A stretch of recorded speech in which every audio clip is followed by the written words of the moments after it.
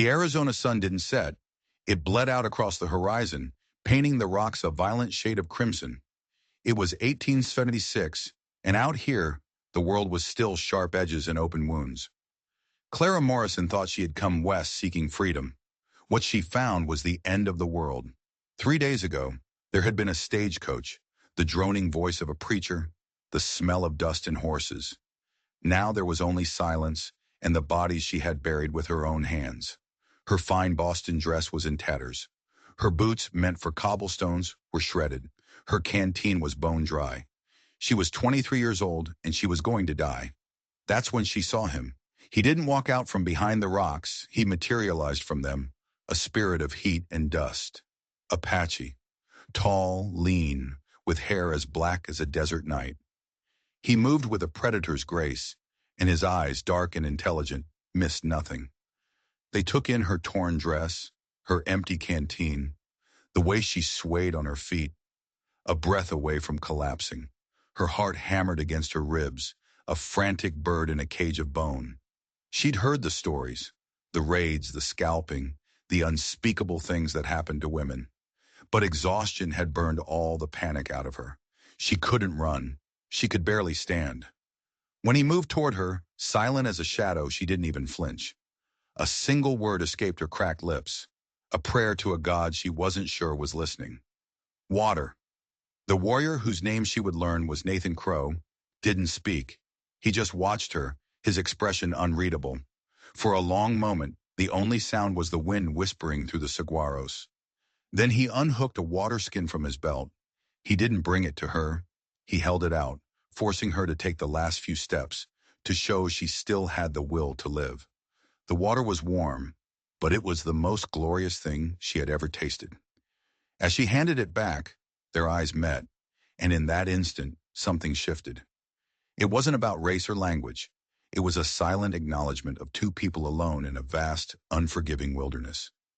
He had saved her life, but as the last of the sun's light vanished, leaving them in the deep purple of twilight, Clara had a chilling thought. Maybe he hadn't saved her for mercy. Maybe he had just saved her for himself.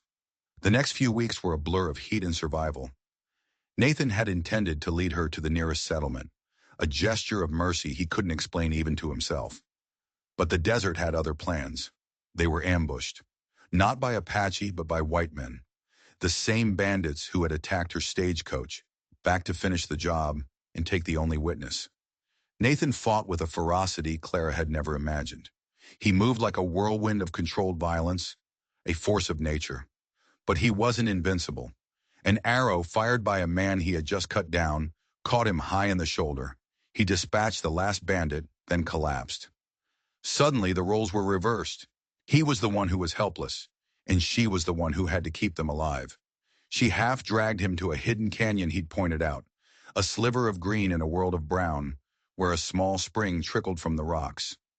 Using scraps of her dress and knowledge gleaned from watching her mother tend to 6 servants, she cleaned and bound his wound.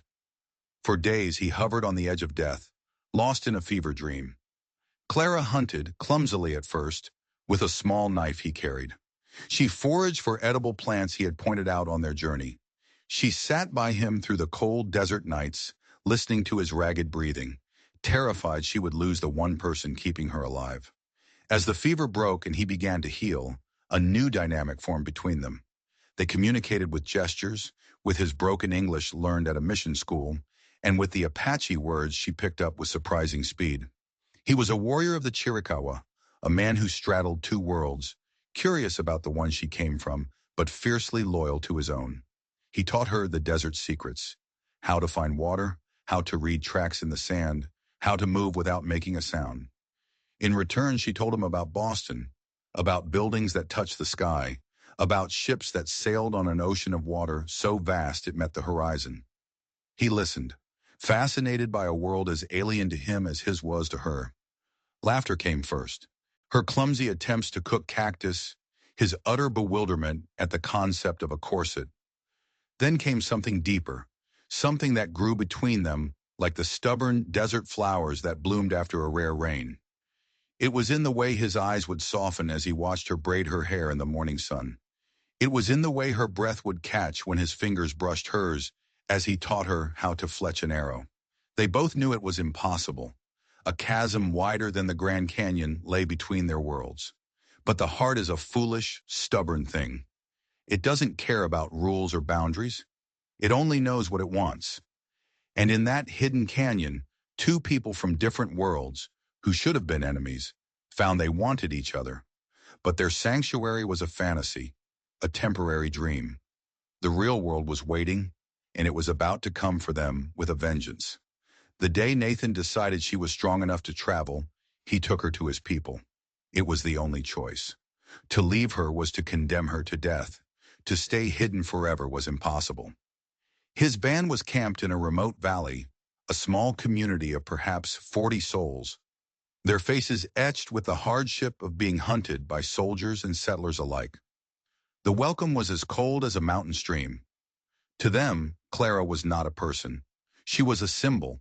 A white woman meant white men would follow, and white men brought guns, disease, and death. They looked at her with suspicion, with hatred.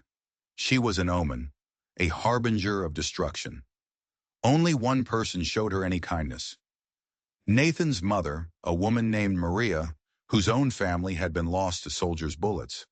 She looked past Clara's white skin and saw something else in her eyes.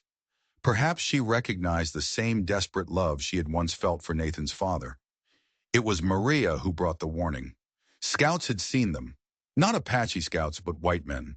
A search party organized from the nearest town. They weren't just looking for a lost woman. They had connected her disappearance to the Apache. The army had been called. "You must go," Maria urged, with Nathan translating her hurried words. "Go back to them. Tell them you were lost, that you escaped. You must save my son." But Clara couldn't. She had found something with Nathan, something in this raw, honest land that her suffocating life in Boston could never offer. She felt seen, valued for her spirit and her courage, not her father's name. That night, under a blanket of stars so bright they seemed close enough to touch, Nathan told her what she already knew. "You cannot stay, Clara. My people and your people. They will make war over you. This valley will run with blood." "Then come with me," she pleaded, her hands gripping his. "We can go away. California, Mexico, somewhere we can just be us." The agony in his eyes was her answer. "I cannot leave my people. Not now. The soldiers grow more aggressive every season. And you would be an outcast. They would call you a squaw. Our children would belong nowhere." Tears, precious in a land of thirst, traced paths through the dust on her cheeks. She had run away from a gilded cage only to find herself in a different kind of trap, one with no doors and no escape. As dawn threatened to break, they clung to each other, two souls caught in the crossfire of a war they didn't start. In the distance, a lone coyote howled, its cry echoing the desolation in their hearts. On the horizon, a new dust cloud was rising. Riders were coming, and a choice had to be made that would tear their world apart. The dust cloud resolved into 20 armed men. At their head was a man Clara recognized with a jolt of fear. Marshal James Henderson, a man whose reputation for cruelty towards the Apache was legendary. And beside him, his face a mask of grim satisfaction, was Thomas Garrett, a wealthy merchant who had tried to court her in Santa Fe. Her family's influence reached further than she could have ever imagined. The Apache Council was a storm of fear and anger. Some wanted to fight, to die as warriors. Others wanted to flee deeper into the mountains. But on one thing, they were united. The white woman was the cause. She was a curse upon them. Clara stood before them, Nathan translating her desperate plea. "I will go to them. I will say I escaped. They will never know you helped me." The old chief, Crow Feather, Nathan's uncle, silenced her with a raised hand. "They already know. Their scouts have watched this camp for days. They know you are here by choice." The terrible truth fell upon the council. In the eyes of her world, she wasn't a survivor. She was a traitor. A woman who had willingly lived with savages was worse than dead. She was defiled, ruined, an outcast. That night, the search party's campfires flickered just beyond the valley, a circle of predators waiting to close in. There's another way, Clara whispered to Nathan by the dying embers of their own small fire. We could marry, by your customs. If I am your wife, truly your wife, they can't force me to leave. Then they would hang me, Nathan said, the words blunt and stripped of all hope. And your family would have you locked away in an asylum? In their world, Clara, our love is not just forbidden, it is an abomination. Marshal Henderson rode into their camp the next morning, flanked by 6 of his men, the rest positioned to cut off any escape. His eyes were the color of a winter sky. Miss Morrison, he said, tipping his hat in a gesture of mocking politeness. Your father is a very worried man. Time to come home. I am home, Clara said, stepping forward, Nathan a protective shadow at her side. The marshal's face hardened into granite. No decent white woman chooses to live in filth with savages. You're obviously unwell. The heat has affected your mind. His gaze shifted to Nathan. And you, boy, you'll hang for this. He saved my life. Clara's voice rang with a strength she didn't know she possessed. He has shown me more honor than any man I have ever known. Honor? Thomas Garrett spat the word like poison. He's defiled you. No respectable man will ever have you now. The air crackled. Apache warriors gripped their bows.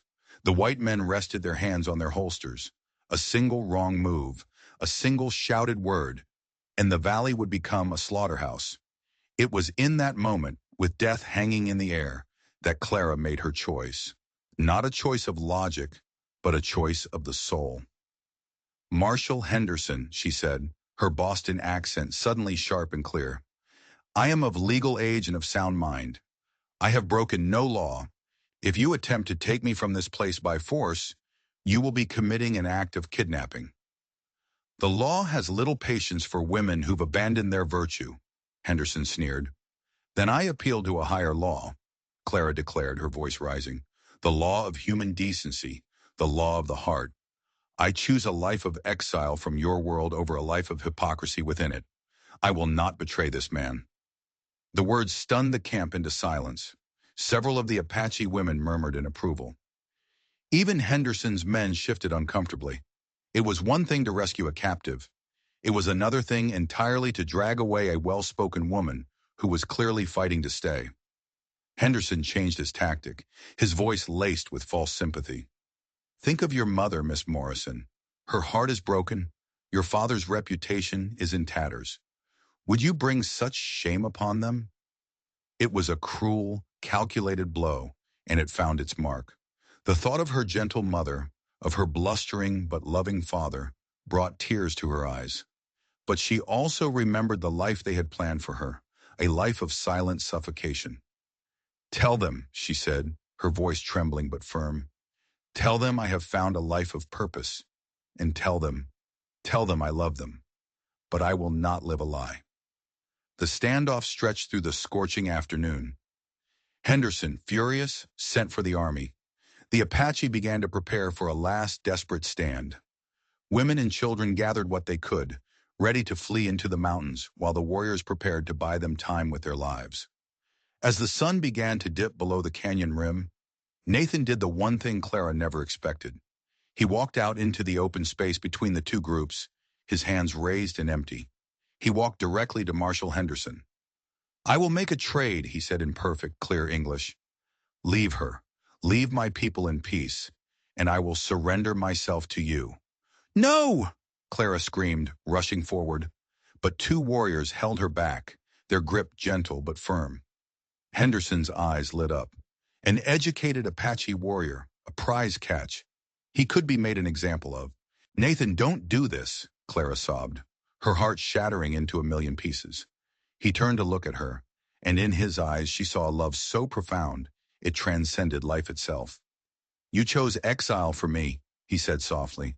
Now I choose chains for you. But as the men began to haggle over the price of his life, a fire ignited in Clara's soul. She had not come this far, survived this much, to watch the man she loved be led away in chains. If society demanded a choice between love and acceptance, she would choose love. If the world was determined to burn, she would rise from the ashes. As darkness fell, she made a silent vow. This was not the end.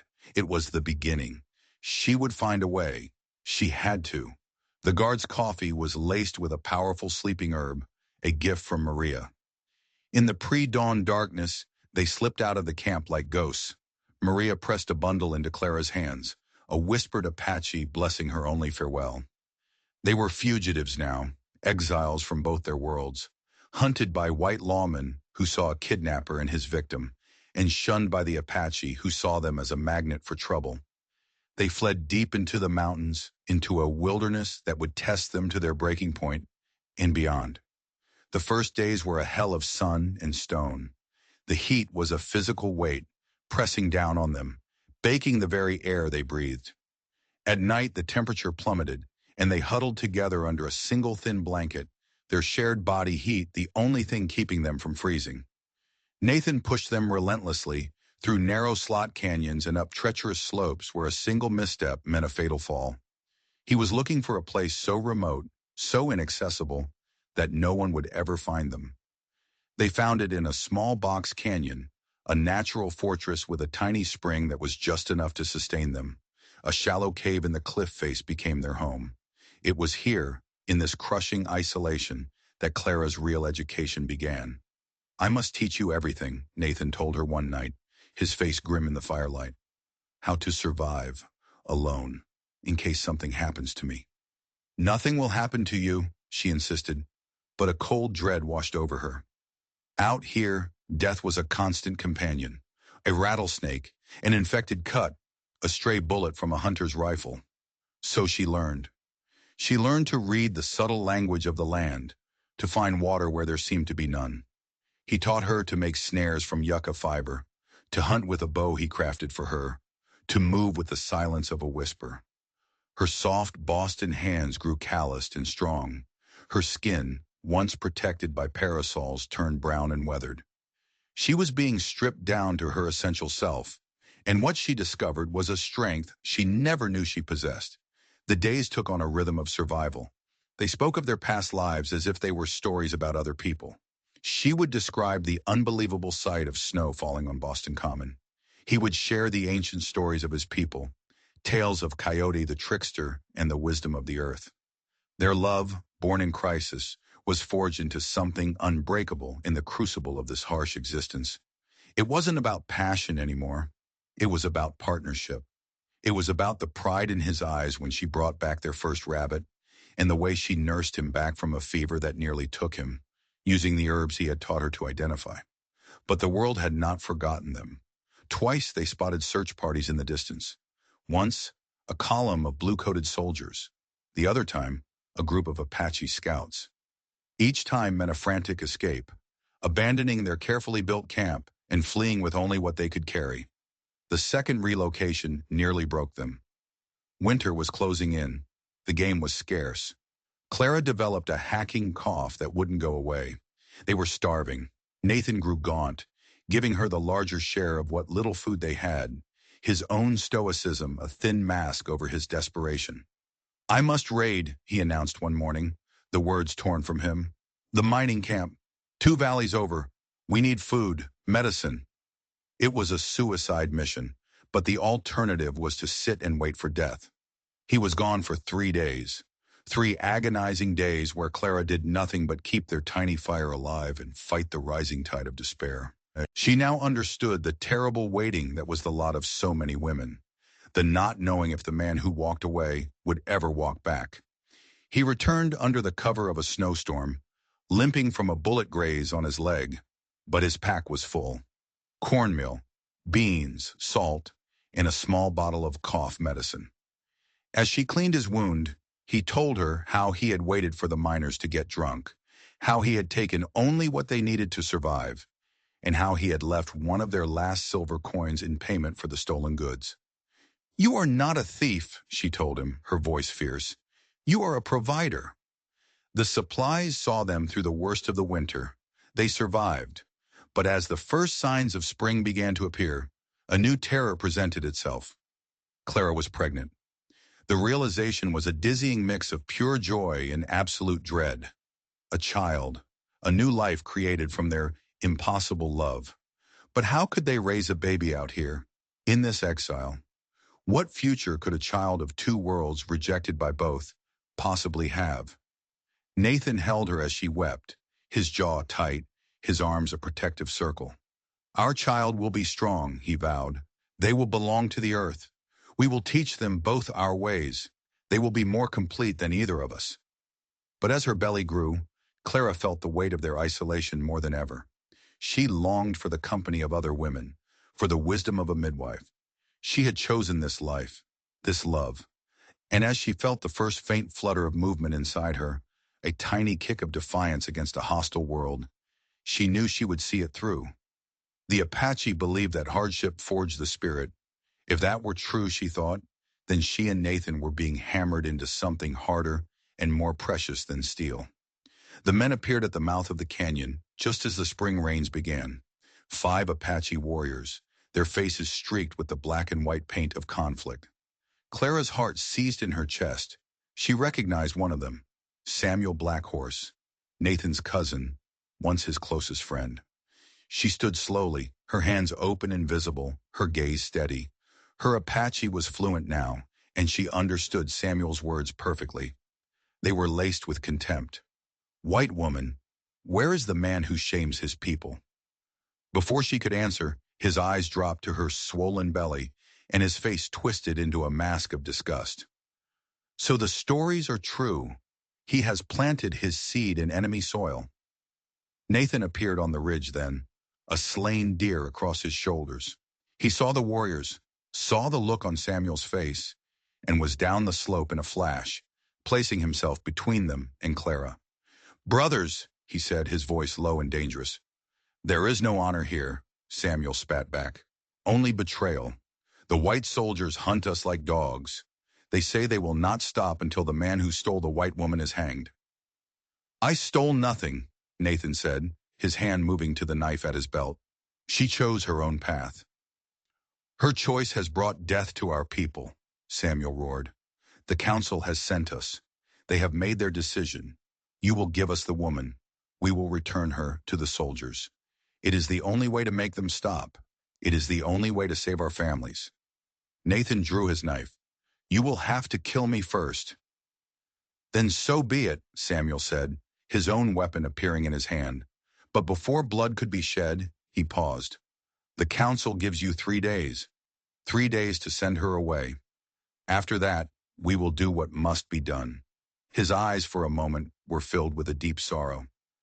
"Nathan, brother, do not make me do this. Think of your child. Do you want it to be born an orphan?" The warriors left, their warning hanging in the air like the smell of thunder. That night there was no talk of Boston or Apache legends. There was only the terrible, impossible choice. "They are right," Nathan said finally, his voice a hollow echo of itself. "Our love is poison. It kills everyone it touches." "We could run," Clara whispered, knowing it was hopeless. "Run forever? Our child born on the run? Like a hunted animal?" He replied, the pain in his voice like a physical blow. The next 2 days were a silent agony. They moved around each other like ghosts, the unspoken hanging between them. They knew what had to happen. There was only one path that didn't end in a massacre. On the second morning, Clara began to pack, not to return to her world, but to go deeper into this one. "I will go," she told him, her voice devoid of emotion. "Alone. I will find a place so deep in these mountains that no one will ever find me. I will have our child, and I will raise them with everything you have taught me." "I cannot let you do that," he protested, his face a canvas of torment. "Your people need you, Nathan," she said, her voice softening. "They need every warrior they have, and you need them. The guilt of what this is costing them is eating you alive. You must go back." "And what of you?" "We will be strong," she said, placing his hand on her belly. "You have made us strong. Our child will be born free, belonging to no one but the earth." On the morning of the 3rd day, Samuel Blackhorse returned. He found them ready, Clara with a small pack of supplies, Nathan, his face carved from stone. "She goes into exile," Nathan told his cousin, his voice flat. "Her own choice, to a place far from our lands and far from the whites." Samuel looked at Clara, at the swell of her belly, at the unwavering resolve in her eyes. For the first time, he saw not an enemy, but a woman of incredible strength. "The white woman has the heart of a warrior," he said, the words a grudging admission of respect. Then he turned to Nathan. "The council expects you to return. They expect you to take an Apache wife. The people need strong children of pure blood to survive." The words were like a knife in Clara's heart, but she did not let it show. She had known this would be the price. Nathan walked her to the head of a hidden trail that led up, ever deeper, into the jagged peaks. They didn't speak. There were no words left. They held each other one last time, a desperate, silent embrace that tried to convey a lifetime of love and loss. Then she turned and walked away. She did not look back. She couldn't. She walked until the mountains swallowed her whole, leaving Nathan standing alone, a man torn in two. His heart went with her into the wilderness, but his body turned back towards his people, towards duty, towards a life that would now be a shadow of what it could have been. The solitude was a living thing. For days, Clara walked, driven by a single purpose, to put as much distance as possible between her child and the world that would destroy it. She found her sanctuary on the fourth day, a valley tucked between three towering peaks, accessible only by a crack in the rock so narrow she had to squeeze through it. It was a perfect, hidden world, with a spring, trees, and the ghosts of ancient cliff dwellers who had lived there centuries before. She made her home in a shallow cave 20 feet up a cliff face, a defensible nest in the sky. But the loneliness was a physical ache, especially at night. Every snap of a twig, every gust of wind was a threat. She would lie awake, one hand on her knife, the other on her belly, whispering to the child inside her. She told it stories of its father, the bravest man she had ever known. The days became a rhythm of pure survival, tending snares, gathering herbs, preparing hides. Her body, even heavy with child, grew leaner, harder. She was no longer Clara Morrison of Boston. She was a creature of the mountains, as wild and resilient as the juniper trees that clung to the cliffs. The labor pains began with the first full moon of autumn. The terror was absolute. She was completely alone. No mother, no midwife, only the flickering fire and the uncaring stone walls of her cave. The pain was a relentless tide, threatening to pull her under. She bit down on a strip of leather to keep from screaming, knowing that any sound could carry for miles, attracting predators of both the four-legged and two-legged kind. For 12 hours she fought. She fought the pain. She fought the exhaustion. She fought the darkness that crept at the edges of her vision. Just when she thought she could not possibly endure another second, that she would die there, alone on the cold stone floor, the baby came. A daughter, small, perfect, and screaming with a strength that defied the silence of the valley. Clara wept, tears of relief, of joy, of overwhelming love. She cleaned the infant, wrapped her in soft rabbit fur, and held her to her breast. The baby had Nathan's jet black hair, but her own green eyes, a living, breathing symbol of their impossible love. "Sarah," she whispered, naming her after her own mother. Sarah Braveheart.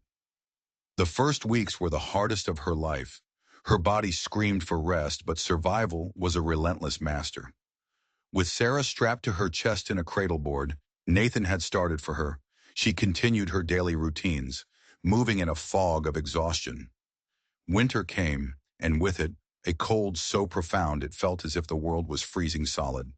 They huddled in the cave, wrapped in furs, Clara sharing her own body heat to keep the tiny infant from freezing. There were nights she was sure they wouldn't see the morning.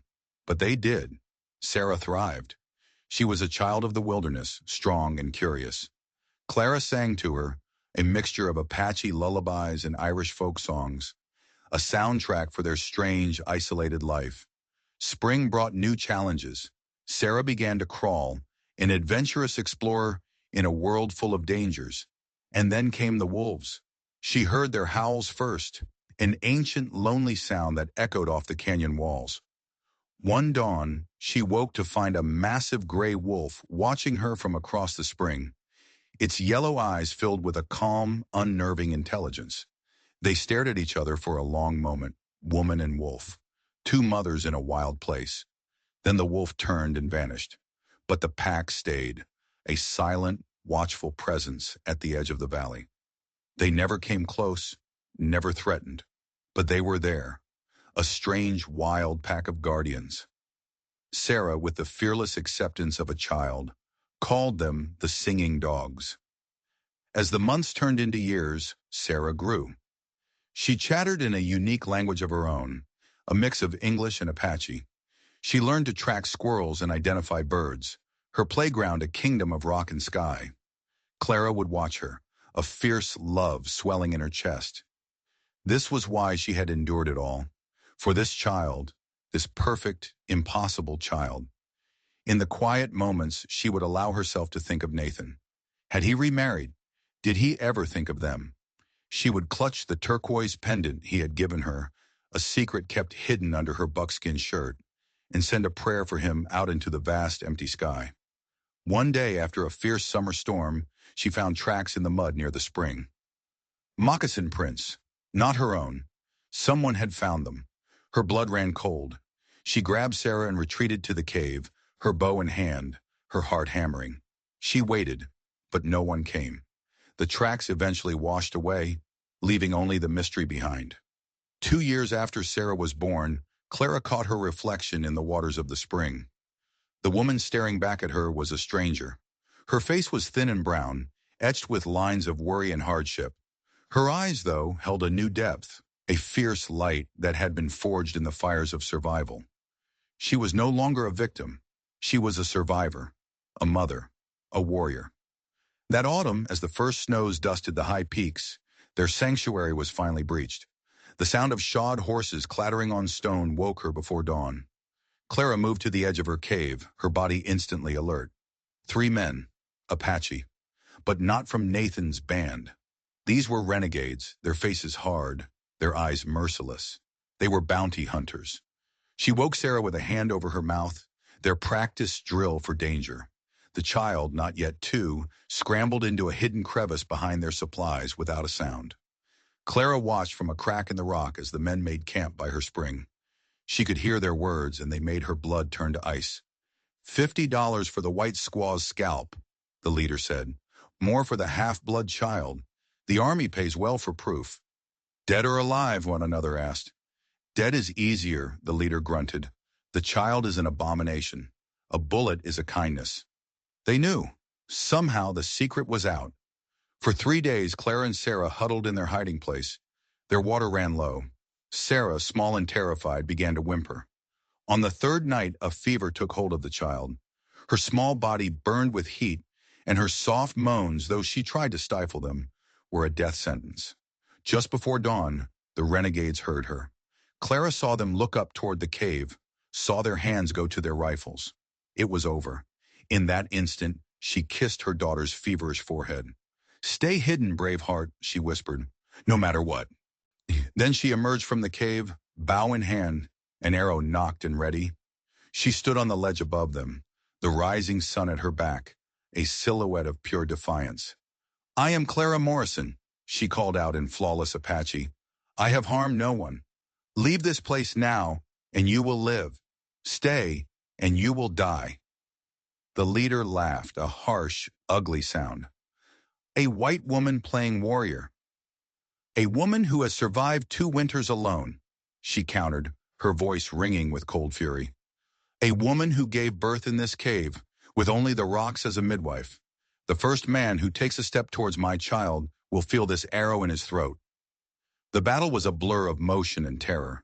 Her first arrow took one of the men in the shoulder. A rifle bullet screamed past her head, chipping stone from the cliff face. She heard Sarah crying from inside the cave, and the sound tore at her, a physical pain worse than any bullet. She was losing. She was going to die. And then, impossibly, the wolves appeared. The entire pack, materializing on the canyon rim like vengeful spirits. The renegades' horses screamed and bolted. One man was thrown, his legs snapping with a sickening crunch. Clara didn't hesitate. Her next arrow flew true, finding the throat of the second man. The leader, seeing his men down, the wolves circling, and a seemingly mad woman firing arrows from above, made his choice. He fled, leaving his wounded comrades to their fate. But her fight wasn't over. Her daughter was still burning with fever, and two wounded, dangerous men lay below her. The Christian part of her soul cried out for mercy. The Apache warrior she had become demanded she finish them. But the mother, the fierce, protective mother, saw only one path. She took their weapons, treated their wounds just enough to stop them from bleeding out, and then left them to the mercy of the wilderness. They were gone by morning. The wolves remained, her silent, enigmatic guardians. When Sarah's fever finally broke, Clara knew they could not stay. Their sanctuary was no longer safe. Word would spread. More men would come. "We have to go," she told Sarah, packing their few belongings. The 2-year-old looked up at her green eyes seeming to hold an ancient wisdom. "Papa coming," she said, clear as a bell. It was a child's fantasy, a story Clara had told her so many times it had become real in her mind. But that night, as Clara stood looking up at the star-dusted sky, she allowed herself to hope. "I've kept her safe, Nathan," she whispered to the wind. "She is so strong. You would be so proud." From the distance, a lone wolf howled, as if in answer, and in her sleep, curled beside her mother, Sarah smiled and whispered a single word: "Soon." The smoke was a black pillar of death against the bright blue sky. It wasn't a campfire. It was the smoke of a massacre. Clara saw it from the high ridges where she and Sarah were gathering nuts. Her instincts, honed by years of survival, screamed at her to run, to take her daughter and disappear back into the mountains. But as they crept closer to a vantage point, she saw the smoldering ruins of what had been a small, peaceful settlement of Mexican farmers and Apache who had tried to live in peace. Bodies littered the ground, and among them there was movement, survivors, wounded. And then she saw something else, a dust cloud in the distance. The raiders were coming back. "Sarah," she said, her voice urgent, "the hiding game, now. Run like the wind and do not make a sound until I come for you." Her daughter, a child of crisis, vanished into the rocks without a word. Clara checked her weapons, her bow, a handful of arrows, and the rifle she had taken from the renegades. It wasn't much against a gang, but it would have to be enough. She moved down the slope, a ghost among the shadows. The survivors, a few women and children and one old man, were huddled in a collapsing adobe hut. The raiders, 8 of them, rode back in, laughing and drunk, ready for more sport. Their leader, a man with a face like a road map of scars, shouted, "We missed a few! Come on out!" Clara fired from a ridge overlooking the hut. The first arrow took a man clean out of his saddle. The second wounded another. Chaos erupted. She moved, firing the rifle, a single shot that echoed like thunder, then moving again. "It's a war party!" Achsap Tudi, one of the raiders, screamed, firing blindly into the rocks.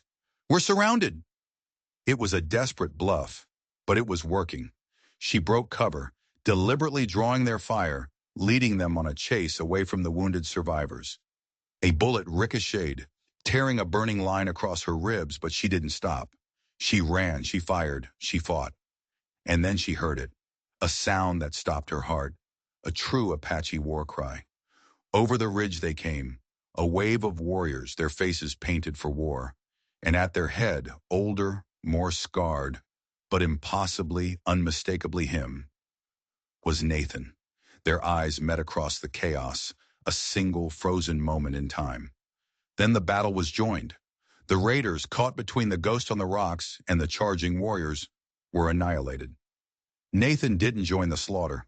He came straight for her, catching her as her legs finally gave out. "Clara," he breathed, the name a prayer, a miracle on his lips. "Sarah," she gasped, the pain in her side radiating through her. "She's safe, in the rocks." He helped her to shelter, and as he gently cleaned and bandaged her wound, she saw the years of hardship on his face. He looked older, tired, but the way he touched her was the same. "I never stopped looking," he said, his voice thick with emotion. "Everywhere. I thought you were a spirit, a dream I couldn't let go of." When Clara finally called her from hiding, Sarah approached the strange, painted warrior with caution. Nathan knelt down, making himself small. He spoke to her softly in Apache, then in the English Clara had taught him. The little girl tilted her head, her green eyes studying his face. And then, a word, a question, and a statement all in one. Papa? The composure Nathan had maintained through years of war and loss shattered completely. He pulled his daughter into his arms and wept. But the reunion was a dream with a sharp, cruel edge. Nathan had taken an Apache wife, a widow with children of her own, a marriage of duty, not of love, but a marriage nonetheless. The world had not waited for them. What now? Clara asked him that night as Sarah slept between them, a small, warm bridge connecting their two broken halves. The world is ending, Clara, he said, his voice heavy. The old ways are dying. We fight, we run, we die. There is no peace for us. His band, what was left of it, stayed for 3 days. Clara watched him with Sarah, saw the father he was, the father he should have been. It was a beautiful, heartbreaking torture.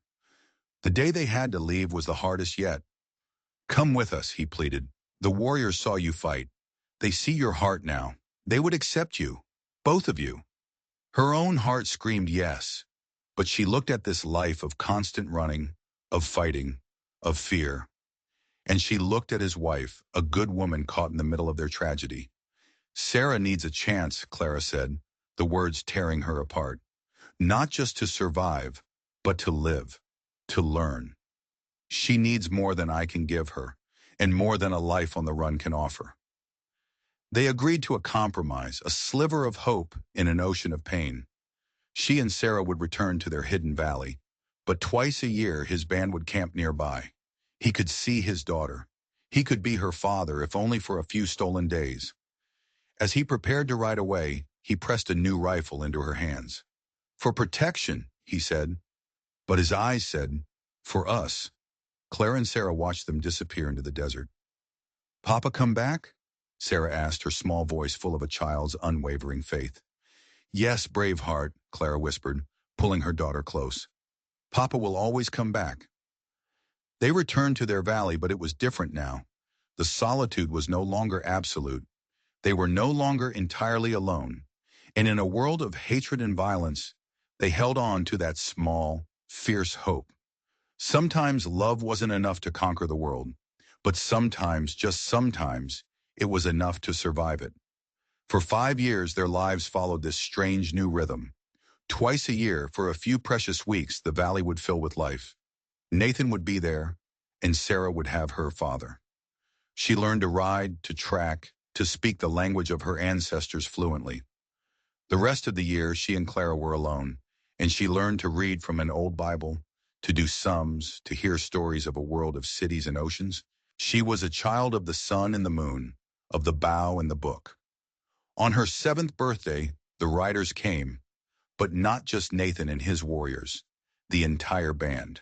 Men, women, children, and at their head beside Nathan rode his mother, Maria. Grandmother, Sarah cried, running to the old woman. Maria dismounted, her movements slow and stiff, but her eyes were bright.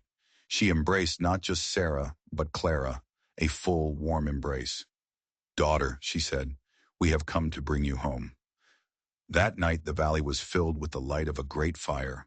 The old chief, Crowfeather, his body frail but his spirit strong, stood to speak. Our world is ending, he said, his voice echoing off the stone walls. The white man's world is upon us. We must learn to walk a new path, or we will vanish from the earth. He turned to Clara. This woman, who came to us as a stranger, has shown us the way. She has the courage of an Apache and the wisdom of her own people. Her child is the blood of us all. She is not the cause of our destruction. She is the seed of our survival. One by one, others stood to speak. Warriors who had seen her fight, women who admired her strength. Even Ruth, Nathan's wife, spoke, her voice quiet but clear. My husband's heart has always been hers. This I have known. I do not stand in their way. In these dark times, all love is a light, and we must not extinguish it. Finally, Maria came to Clara, holding a bundle wrapped in deerskin. Inside was a dress, made in the Apache style, but decorated with symbols of both cultures.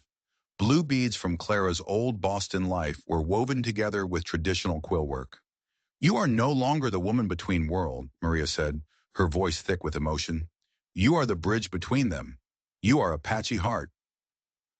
As the women of the tribe dressed her, Clara wept tears not of sorrow, but of belonging. The ceremony that followed was a powerful joining, a mending of things that had been broken for too long. Nathan stood beside her, his hand in hers, no longer a man torn by duty, but a man made whole by love. Crow Feather came to them later, as the celebration began to quiet. The free life is over, the old chief said. We are going to the reservation. We must learn to live in their world without losing our souls. We need a new leader, one who can speak their language, who understands their ways. We need you, Nathan, and we need you, Clara. Leaving the valley was the hardest thing Clara had ever done. It had been her prison and her sanctuary. It had been the place where she was forged into the woman she was now. On the wall of her cave, she carved a story in symbols, two figures holding hands and a child standing between them, a bridge to the future. The journey to the reservation was a solemn procession. They were walking away from everything they had ever known. Halfway there, they were met by a patrol of army soldiers. The young lieutenant in charge tensed, his hand going to his pistol. But Nathan stepped forward, his hand raised in peace. "We are going peacefully," he said in English. The lieutenant's eyes fell on Clara, a white woman in a patchy dress, and widened in confusion. But he saw the family around her, saw the quiet dignity in their faces, and something in him softened. "Safe travels," he said, and let them pass. On their last night of freedom, under a sky full of stars, the band held one final ceremony. Maria placed a heavy silver and turquoise necklace around Clara's neck. "This was my grandmother's," she said. "She too was a bridge. Now it is yours. Let it remind everyone that the heart knows no borders." Clara stood with Nathan, with Sarah, with their people, her people. She had come west seeking a vague notion of freedom. She had found it in the fiercest love, the deepest sacrifice, and in the family she had built from the ashes of two worlds. "Look, Mama," Sarah whispered, pointing to the sky. "The stars are dancing." Clara pulled her daughter close, felt Nathan's arm wrap around them both, and looked up. The stars were blazing, a promise in the vast darkness. The future was uncertain, full of challenges and heartbreak. But tonight they were together. They were whole, and they were home. "Yes, brave heart," she whispered back. "They're dancing for all of us." Thank you for listening to this story of love, sacrifice, and acceptance in the Old West. Where are you enjoying this tale from? Please share in the comments below. We'd love to connect with listeners from around the world. Don't forget to subscribe to our channel and share your thoughts about Clara and Nathan's journey. What touched your heart the most?